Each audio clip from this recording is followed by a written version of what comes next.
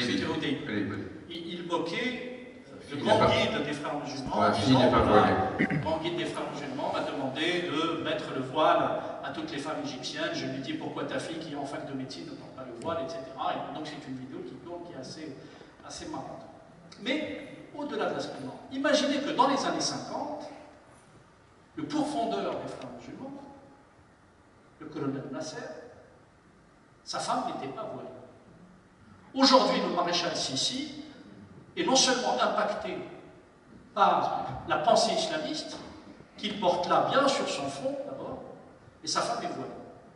Je ne sais pas si vous voyez l'évolution. Et ces gens-là, dans plusieurs régimes arabes, l'Algérie en fait partie, le Maroc, la Tunisie, tous ceux qui ont cru qu'ils étaient en capacité de manipuler, d'instrumentaliser l'islamisme, ont fini par se faire manipuler par l'islamisme. Je terminerai vraiment par ça, cette anecdote, pour que vous compreniez, je ne sais pas si vous connaissez l'anecdote de la grenouille qui ne savait pas qu'elle était cuite. La grenouille qui ne savait pas qu'elle était cuite, c'est une expérience qu'un auteur a évoquée dans un livre. Il me pardonnera parce que j'ai oublié son nom, mais elle est intéressante parce qu'elle peut donner une image de ce qu'est l'islamisme. Quand vous mettez une casserole à bouillir et vous jetez une grenouille, devant la chaleur, la grenouille va faire un coup de patte et va ressortir. Par contre, lorsque vous prenez une casserole froide, vous y mettez une grenouille. La grenouille va dire, bah, il fait chaud avec son Provence, franchement, l'eau est fraîche, je reste là. Vous allumez. Progressivement, l'eau commence à bouillir, pas à bouillir, mais à se réchauffer. La grenouille va se dire, pourquoi pas, l'eau tiède, effectivement, en sortant, je vais avoir une fraîcheur qui va venir me rafraîchir. Et progressivement, l'eau va commencer à tirer comme ça, ensuite à bouillir, et au moment où la grenouille va se rendre compte que il faut sortir parce qu'elle va bouillir, elle va donner ce coup de patte, et non, elle est tellement, je dirais, engourdie par la chaleur, qu'elle ne pourra pas donner ce coup de patte. Et elle va finir par cuire. Et c'est exactement ça avec l'islam politique. C'est-à-dire quand, en 1989, Mitterrand voit un voile posé sur les têtes de deux charmantes jeunes filles, totalement innocentes, il dit, mais en quoi ça peut être gênant? Mais quand d'autres nous voient, quelques-uns, en moi-même, critiquer le voile, mais pourquoi est-il si intolérant, ce Sifawi? Pourquoi il n'aime-t-il pas le voile, finalement? Et un jour, on va se rendre compte que même celles qui ne veulent pas porter le voile, j'évoque ce thème, parce que je vois qu'il y a beaucoup de dames dans cette salle, peut-être que le sujet de l'islam politique intéresse plus les femmes, et elles ont raison, parce qu'elles seraient les premières à en souffrir. Et un jour, y compris celles qui ne veulent pas le porter, vont être, d'une certaine façon, obligées de le porter, non pas par la force, mais par le regard perçant, par la pression sociale qu'on peut poser dans certains quartiers. C'est ça l'histoire de la grenouille qui ne savait pas qu'elle était. Voilà, une bonne leçon pour nous autres qui sommes des mangeurs de grenouilles sur le voile étrange. On va passer aux questions. J'ai une dernière question à poser avant de vous laisser un petit moment. Non, je voulais dire que ça n'avait rien à voir avec les élections de demain, mais qu'on envisage évidemment que c'est l'histoire de la grenouille insoumise, en fait, qui est en train de nous raconter. Alors, juste une question, Mohamed. Qui sont ces fossoyeurs? Parce qu'on a beaucoup parlé du livre, mais le titre est quand même assez fort. Qui sont les fossoyeurs de la République? Pour vous? Alors, je vais vous dire, là, très vite. Oui. Oui, parce qu'on est... Non, mais très vite. J'ai la possibilité de porter, je dirais, deux regards. Le regard d'un Français adopté par la société française, qui se sent totalement français aujourd'hui, et le regard de celui qui ne fut pas français, et qui regardait la France de l'étranger. Je pense que beaucoup de Français ne savent pas la chance qu'ils ont d'être français, de vivre en France, de vivre sous un système républicain, de vivre dans une vraie démocratie. Je le dis parce que j'ai été tellement intégré, je suis devenu aussi râleur que tous les Français, d'être dans un système laïque.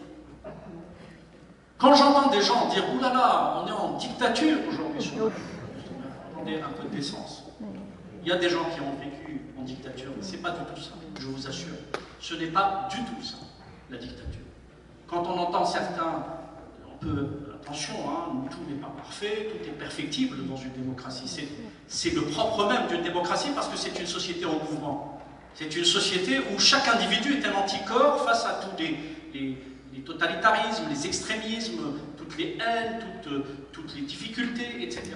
C'est pour ça qu'il y a une société civile organisée, ce qui est propre à une démocratie. Dans les régimes totalitaires, dans les régimes autoritaires, sous les régimes dictatoriaux, il n'y a pas ces sociétés civiles organisées. Il n'y a pas d'intellectuels qui parlent. Il n'y a que des intellectuels organiques qui sont, je dirais, à la solde du régime. Ils sont obligés, parce qu'à tout le moins, on va les tuer socialement. Ou sinon, vous voyez le nombre d'exilés qu'il y a, de toute origine, de toute nationalité, de toute religion, et qui viennent d'où? Qui viennent de pays qui n'ont pas la chance de vivre en démocratie. Donc, les fossoyeurs de la République sont ces gens qui, au lieu de préserver un bien précieux, et tous les biens précieux, on oublie, sont des biens qui sont en même temps fragiles, qui sont sensibles, c'est du cristal. Si on n'en prend pas soin, ça peut s'effriter, ça peut partir, ça peut s'évaporer. Ce n'est pas parce qu'on a la chance d'être en démocratie qu'on devrait ne pas en prendre soin de cette démocratie. Ce n'est pas parce qu'on a une république que cette république est acquise. Les pays, on l'a vu dans l'histoire de l'humanité, il y a des choses qui basculent quand des peuples ne sont plus en capacité, ou quand leurs élites ne sont plus en capacité de leur dire attention, n'allez pas vers la facilité, n'allez pas vers ceux qui sont en train de vous entretenir dans quelque chose d'acariâtre. Parce que justement, il y a dans une république, il y a dans une démocratie tous les leviers pour essayer d'arranger les choses, par des votes, par des élections, par des manifestations, par des écrits, par des textes, par des pétitions, par une mobilisation, par le droit, par la justice, par 10 000, je dirais, moyens pour, je dirais, refuser quelque chose, légitimement, parce qu'on est en droit de refuser ce qui, notre âme est conçue. Voilà. Il n'y a rien qui doit être imposé, tout est en débat, tout est en discussion, personne n'a la science infuse et personne n'a une vérité toute faite. Donc les fossoyeurs de la République, pour moi, ce sont ces élites françaises, et je parle de ces élites françaises, dans le monde universitaire, dans le monde médiatique, dans le monde intellectuel, dans le monde politique, qui se compromettent avec ceux qui veulent tuer la République. Ce n'est pas forcément les assassins ou ceux qui tentent d'assassiner la République française, dans son idée, attention, c'est-à-dire dans ce qu'elle a de plus généreux, dans ce qu'elle a de plus progressiste. Ceux qui veulent assassiner la République française, nous le savons, ce sont des forces qui sont nourries le plus souvent par des milieux exogènes. On a parlé d'Erdogan, on a parlé des frères musulmans, il y en a beaucoup d'autres. Il y a Poutine, il y a le régime chinois, ce n'est pas des amis, je veux dire, ce n'est pas des gens qui... Bon, alors, je ne les mets pas sur un pied d'égalité, évidemment. Et ceux qui, évidemment, sont, à mes yeux, les fossoyeurs de la République, sont tous ceux qui vont s'allier avec des forces toxiques, exogènes ou endogènes, pour fragiliser la République, voire pour l'anéantir. Mesdames, Messieurs, la parole est à vous.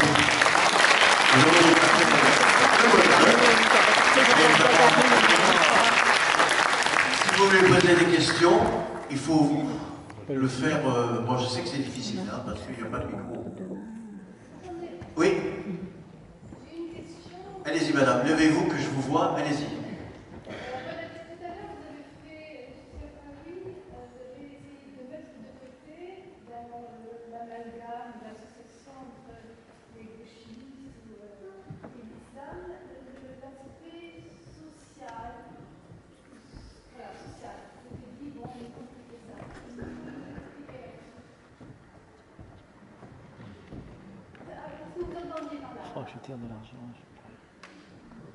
Les causes sociales de l'islamisme ne sont que des causes secondaires, si j'ose dire. C'est-à-dire que tout totalitarisme a besoin qu'il y ait devant lui une réunion d'ingrédients pour qu'il puisse prendre sur un corps social. Généralement, c'est le déficit démocratique, c'est les difficultés socio-économiques, c'est la dévitalisation de la société civile, c'est l'affaiblissement du débat, c'est, je dirais, la perte de confiance. On n'adhère pas à l'islamisme parce qu'il y a des causes sociales. Cela est faux. En tout cas, ça n'a jamais été vérifié. On adhère à l'islamisme parce qu'il y a un processus multifactoriel qui fait que l'islamisme peut être présenté à certaines populations fragilisées comme étant une alternative idéologique, politique, restructurante, y compris d'un point de vue identitaire. Et d'ailleurs, c'est ce qui explique parfois le cheminement que font un certain nombre de personnes qui ne sont pas issues de familles musulmanes. On a vu des gens issus, je dirais, d'immigration portugaise, des personnes issues de l'immigration africaine subsaharienne non musulmane. On a vu dans les quartiers aujourd'hui, il y a, Gilles Kepel pourrait en parler longuement parce qu'il pourrait en parler. Non mais pourrait, au conditionnel, en parler, pas forcément ici, lisez ces livres et vous comprendrez. Voilà. Il y a des causes multiples qui font qu'à un moment donné, les gens adhèrent à cette pensée islamiste qui a été rendue un peu à la mode, qui a été rendue, passez-moi l'expression, un peu sexy. Et oui, c'est ce qui explique, entre autres, les raisons pour lesquelles une gamine de 15-16 ans, sur Internet, va rencontrer quelqu'un virtuellement et le rejoindre à Raqqa sans que ses parents ne soient au courant. C'est qu'à un moment donné, ça devient un phénomène véritablement de mode, mais un phénomène idéologique à la mode. Voilà, je n'ai pas dit, évidemment, que les causes de l'islamisme étaient des causes sociales, ou qu'il fallait lire l'islamisme qu'à travers des causes sociales ou économiques. Une autre question, s'il vous plaît. Madame.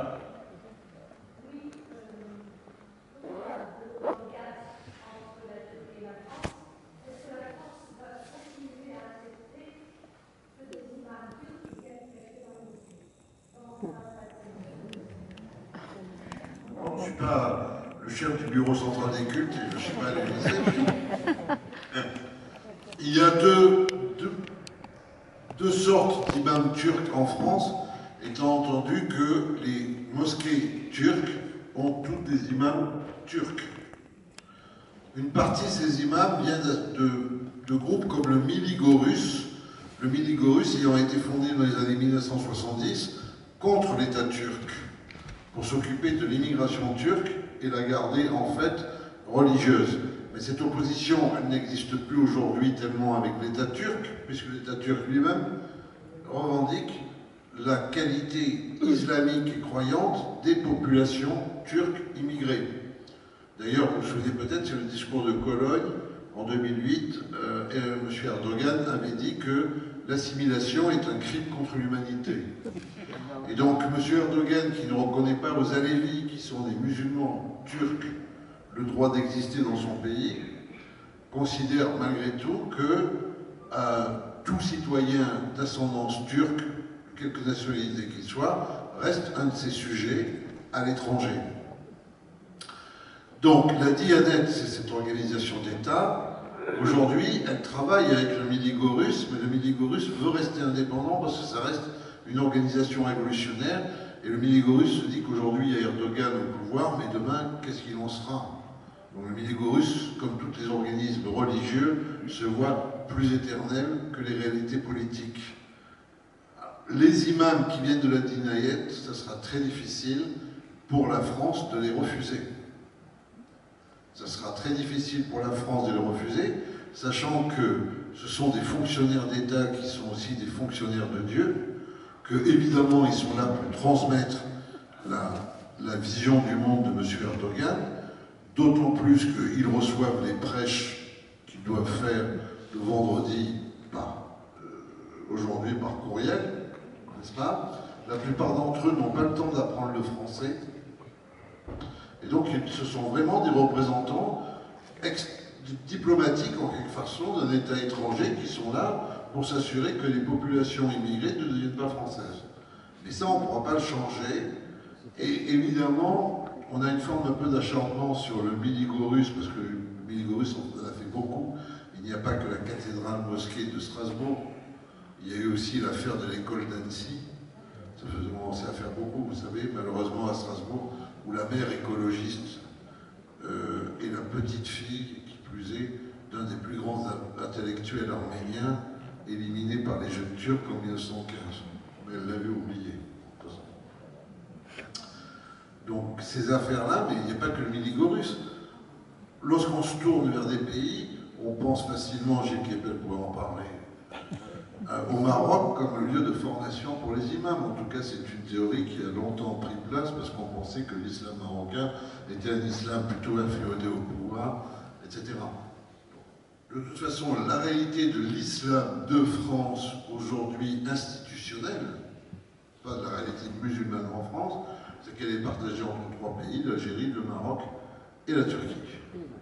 Et qu'on n'en sort pas pour l'instant, et que toute la question de la formation des imams, évidemment une question décisive, que l'État est incapable de régler.